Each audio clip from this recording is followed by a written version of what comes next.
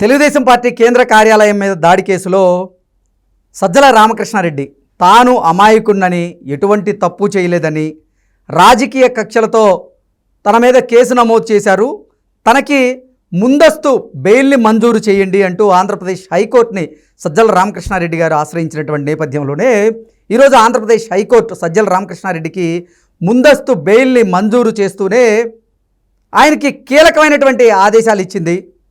మీరు విచారణకి సహకరించాలి అంటూ ఆంధ్రప్రదేశ్ హైకోర్టు సజ్జల రామకృష్ణారెడ్డికి ఆదేశాలు జారీ చేసినటువంటి నేపథ్యంలో అసలు ఎటువంటి వాదనలు జరిగాయి అనేది మనం విశ్లేషణ చేసుకునేటువంటి ప్రయత్నం అయితే చేద్దాం. ప్రస్తుతం మనతో పాటు ఉన్నారు ప్రముఖ సీనియర్ జర్నలిస్ట్ మండవ దుర్గాకుమార్ గారు. సార్తో మాట్లాడదాం. సార్ నమస్తే. సార్ నమస్కారం కృష్ణ గారు, మన వీక్షకులకు కూడా.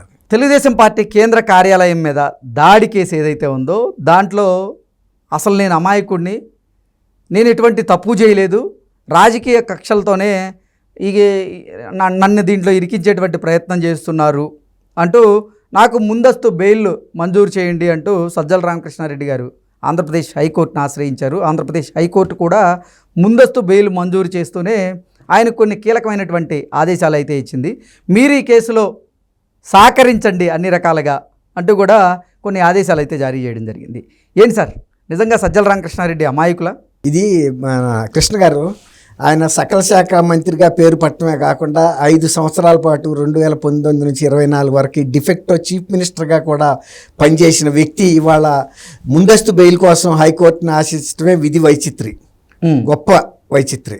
ఎందుకంటే ఆయన ఇప్పుడు మొన్న ఆమె బాంబే యాక్ట్రెస్ పేరు కాదంబరికి జత్వాని, ఆ కేసులో కూడా అనేక క్రిమినల్ కేసెస్లో, అనేక దాడుల కేసుల్లో అన్నిట్లో ఉన్నాడని పోలీసులు చెప్పటం కాదు, ప్రతిపక్షాల వాళ్ళు చెప్పటం కాదు, వాళ్ళ సొంత పార్టీ వాళ్ళు చెప్పారు. అన్ని కుట్రల్లోనూ ఆయన భాగస్వామిగా ఉన్నాడు. అంటే అన్ని శాఖల్లో జరిగినటువంటి అవకతవకల్లో సజ్జల రామకృష్ణారెడ్డి గారు ఇన్వాల్వ్ అయి ఉన్నారు. అదే కాదు, ఇలా పోలీసులను ఉపయోగించి జరిగిన అకృత్యాలు, దాడుల్లోనూ ఇలాంటి వాటిల్లో కూడా ఆయన పాత్రధారి. అంటే ఇప్పుడు తెలుగుదేశం పార్టీ నాయకులు వాళ్ళ మీద జరిగిన దాడులు వాటిల్లో కూడా భాగస్వామి కాదు. తెలుగుదేశం పార్టీ నాయకులు ఈయనకు ఒక పేరు పెట్టారు ముద్దుగా, సకల శాఖ మంత్రి అని. అంటే ఆ పేరుకి సార్థకత చేసుకున్నారా? 1000%. అసలు మా శాఖల మంత్రులు పక్కన ఉంటే ఈయన రిబ్బన్లు కట్ చేసేవాడు. ప్రారంభోత్సవాలు కానీ, శంకుస్థాపనలు కానీ, నిర్ణయాలు కానీ. హోమ్ మినిస్టర్ కూడా ఒక డమ్మీగా పక్కన నుంచి ఉంటే ఆయన పోలీస్ స్టేషన్లో ప్రారంభోత్సవాలు కూడా చేయటం, మీటింగుల్లో ఈయన ప్రధానంగా పార్టిసిపేట్ అన్నీ చూసాం.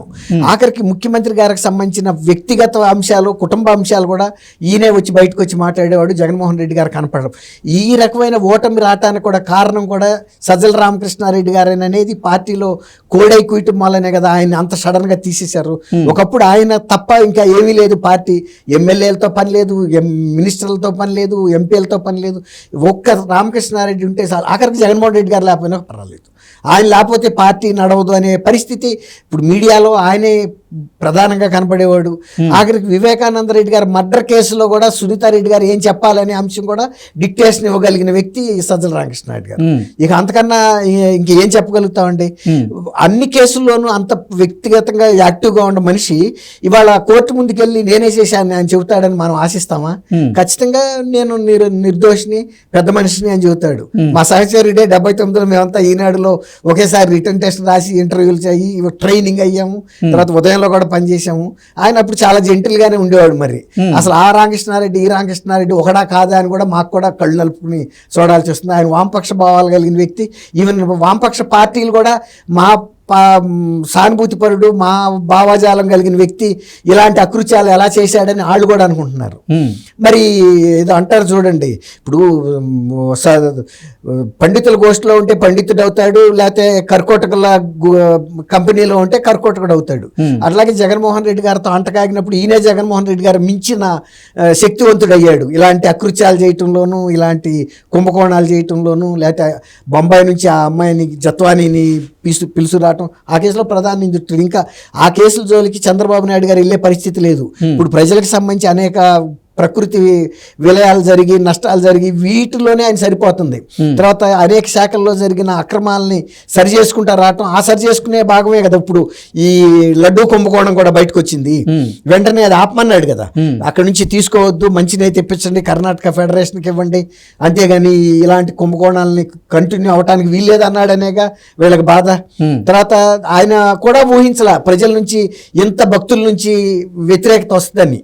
యాదృచ్ఛికంగా అన్ని సరి చేసుకుంటా వెళ్తా ఆయన చెప్పాడు కొంత అపచారం జరిగింది, అపచారం జరిగినందువల్ల కొనసాగించడం కరెక్ట్ కాదు, వెంటనే ఆపాలి, చర్యలు తీసుకోండి అని చెప్పారు. అది ఇప్పుడు జరిగింది. ఓకే, ఇప్పుడు దాని మీద ఆయన సిట్ వేస్తే సిట్టును కూడా ఈయనే ప్రభావితం చేస్తాడని చెబుతున్నారు.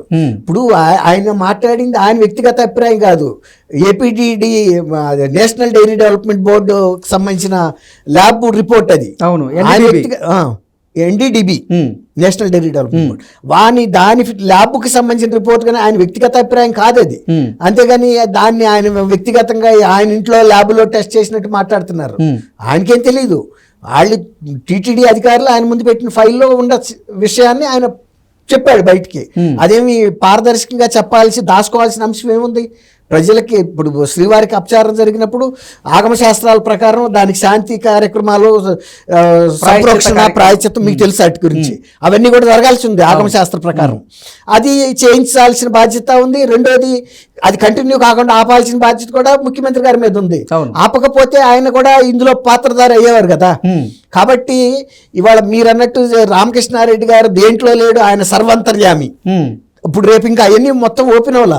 మొత్తం ఓపెన్ అయితే ఇప్పుడు అసలు ఆయన ఆ పాత్ర నుంచి ఎందుకు తప్పించారు?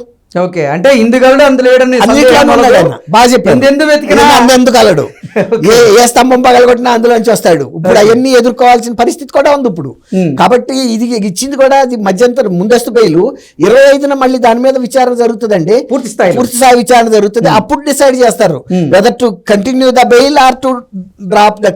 అప్పుడు పోలీసులు కనుక మాకు ఈయన పోలీసు ఇంటరాగేషన్ కావాలి అని అడిగితే తప్పకుండా వాళ్ళు అరెస్ట్ ఇస్తారు. ఎందుకంటే అది చిన్న కేసు కాదు కదండి. ఇప్పుడు ఒక ప్రధాన ప్రతిపక్ష పార్టీ మీద దాడి చేసి వాళ్ళు అటెంప్ట్ టు మర్డర్ కేసులు అయ్యి అప్పుడు వాళ్ళు చిన్న అధికారంలోకి వచ్చిన తర్వాత పెట్టిన మొదటి కేసు కూడా అదే.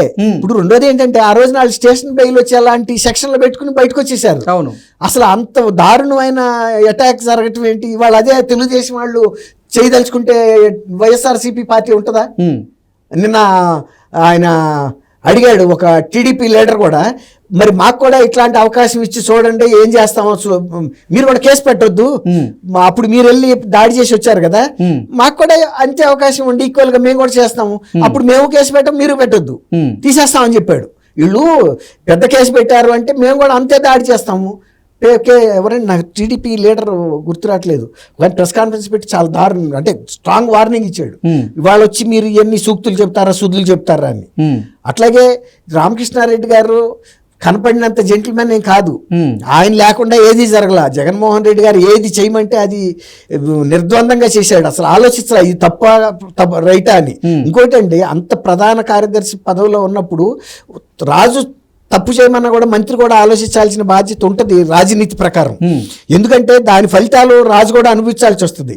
అప్పుడు వీళ్ళు చెప్పాలి, అయ్యా ఇది ఇట్లా చేస్తే మనకి ఇది ప్రమాదం, ఆ అమ్మాయిని జత్వానీని మనం బొంబాయి నుంచి కనుక ఇట్లా అక్రమ పద్ధతిలో తీసుకొస్తే అది బయటకు వచ్చిందంటే రేపు జాతీయ స్థాయి కేసు అవుతుంది. అది అందులో లేడీ వాళ్ళ కుటుంబాన్ని అంతా తీసుకురావటం, ఇంత అక్రమ నిర్బంధం చేయటం, ఐపీఎస్ ఉద్యోగాలు పోతాయి, జీవితాలు పోతాయి. ఉద్యోగాల తర్వాత మాట ఉద్యోగాలు సస్పెండ్ అవటం కాదు, వాళ్ళ మీద కిడ్నాప్ కేసు పెడతారు. తర్వాత ఆ అమ్మాయిని ఎంత దారుణమైన హింసకు గురి చేశారో అవన్నీ కూడా బయటకు వస్తాయి. సజ్జల రామకృష్ణారెడ్డి గారి మీద ఒకదాని తర్వాత ఒకటి కేసు నమోదు అవుతూనే ఉంది. ఒకదానిలో అంటే అన్ని శాఖల్లో జరిగిన అవకతవకల్లో సజ్జల రామకృష్ణారెడ్డి గారి పేరు ప్రధానంగా వినపడుతుంది. మీరన్నట్లుగా కాదంబరి జత్వాని కేసులో సజ్జల రామకృష్ణారెడ్డి గారి మామూలుగా లేదు. అలాగే ఇప్పుడు ముగ్గురు ఐపీఎస్ ఆఫీసర్లు ముక్తకంఠంతో చెబుతున్న ఆయన పేరే, మాదే ఉంది ఆయన చెప్పాడు. కేంద్ర కార్యాలయం మీద దాడి కేసులో సజ్జల రామకృష్ణారెడ్డి గారు ఇన్వాల్వ్ అయి ఉన్నారు. అలాగే మైనింగ్ శాఖలో జరిగినటువంటి అవకతవకల్లో సజ్జల రామకృష్ణారెడ్డి గారు ఇన్వాల్వ్ అయి ఉన్నారు. ఇసుక మాఫియాలో సజ్జల రామకృష్ణారెడ్డి గారు ఇన్వాల్వ్ అయి ఉన్నారు. ఇలా ఒకదాని తర్వాత ఒకటి. ఇప్పుడు సజ్జల రామకృష్ణారెడ్డి గారి పరిస్థితి ఎలా ఉండబోతుంది రానున్న రోజుల్లో అంటే ఏం చెప్తారు? కత్తులు పోనే. ఓకే, కత్తుల బోన్లో ఎటు కత్తి వచ్చి దూసుకుంటా వస్తుందో తెలీదు. ఇప్పుడు ఆయనకి తెలిసే చేశాడు, ఇవన్నీ తెలియకుండా ఆయన చేశాడు అనుకోవటం కూడా తప్పే. ఓకే. ఎందుకంటే అట్లాంటి అధికారాన్ని ఆయన అనుభవించాడు కాబట్టి ఆ తర్వాత వచ్చే పరిణామాల్లో జగన్ గారు చూసుకుంటాడు. అందులో వాళ్ళు ఏమనుకున్నారంటే 30 ఏళ్ల పాటు అసలు ప్రభుత్వంలో మార్పు రాదు, మేమే కొనసాగుతాం, 30 ఏళ్లలో వీళ్ళంతా మర్చిపోతారు. అసలు అందుకే కదా ఆయన 175కి 175 గెలుస్తానని చెప్పిన కారణం ఏంటంటే మళ్ళీ వివేకానంద రెడ్డి గారి హత్య కేసును తీసుకొస్తా నేను, మళ్ళీ అదే మబ్బులో పడిపోతారు జనం. మబ్బులు అంటే మాయలో పడిపోతారు కాబట్టి నన్ను ఎన్నుకుంటారు, మళ్ళీ 5 ఏళ్ల పాటు ఇదే కార్యక్రమం కొనసాగిస్తాను. ఆ ధీమాతోనే కదా ఆయన చెప్పింది. ఆయన లండన్ వెళ్తా కూడా ఏం చెప్పాడు, జాతి నివ్వెరపోద్దని అన్నాడు. ఆ ఫలితం చూసి దేశం మొత్తం ఆంధ్రప్రదేశ్ వైపు చూడబోతుంది అని చెప్పాడు. అవును, చూసింది. ఇక అట్లాంటి చరిత్ర ఇంకెవరికి కూడా రాదు. అసలు ఇంకోటి ఏంటంటే ఆయన కొంత గెలుస్తాడని కొద్దిగా డౌట్ ఉండి కూడా కొంతమంది భయపడ్డారండి వేయటానికి. టీడీపీకి వేస్తే మళ్ళీ ఇతను గెలుస్తాడన్న భయానికి వేశారు. ఇప్పుడు ఒకసారి ఓడిపోయాడు కదండి, ఇక ఈసారి నెక్స్ట్ లో ఒక సీట్ కూడా రాని పరిస్థితి వస్తుంది. మొన్న వైఎస్ఆర్సీపీ ఇది ఇక్కడ టీఆర్ఎస్ పార్టీ పరిస్థితి ఏమైంది, బీఆర్ఎస్ కి ఒక్క లోక్సభ సీట్ వచ్చిందా? అంతకుముందు ఏంటంటే తనకు ఒక బలం ఉందనే భయంతో జనం వేశారు. మొన్న ఎప్పుడైతే అసెంబ్లీలో ఓడిపోయాడో పార్లమెంట్ లో ఒక సీట్ కూడా రాలా. చాలా మంది నాయకులు కానీ సీనియర్ లీడర్లు కానీ ఏం ఎక్స్పెక్ట్ చేశారు తెలుసా, కనీసం 4-5 బీఆర్ఎస్ గెలుస్తుంది అనుకున్నారు. గెలవదండి. ఒక్కసారి ఆ పార్టీ బలం తగ్గిపోయింది, ఆ మనిషి నిలబడలేడు అనుకున్నప్పుడు జనం ఇంక ఎయిరాక. ఇప్పుడు అంత జాతి పిత అన్న అంత పేరు కదా, ఒకప్పుడు జగన్మోహన్ రెడ్డి గారికి ఈయన దిశానిర్దేశం చేశాడు, పెద్ద సపోర్టర్. అది మొన్న ఎలక్షన్ ముందు కూడా జగన్మోహన్ రెడ్డి గారు కూడా ఈయన రుణం తీర్చుకుందామని ప్రయత్నించాడు. నాగార్జున సాగర్ దగ్గర పెద్ద సీన్ క్రియేట్ చేసి పెద్ద ఒక భావోద్వేగం సృష్టించి తెలంగాణలో మళ్ళీ బీఆర్ఎస్ లేకపోతే తెలంగాణ లేదని ఒక ప్రాంతీయ భావాన్ని లేపటానికి ప్రయత్నించి పోలీసులను పంపాడు. కానీ ఏం వర్కౌట్ అవ్వలేదు. ఇవన్నీ కూడా ఎప్పుడూ ప్రతి వాళ్ళు అధికారంలో ఉండరు. పైకి వెళ్ళిన చక్రం మళ్ళీ కిందకి రాక మాందో. ఇది రాజనీతి కృష్ణ గారు. Okay sir, thank you so much.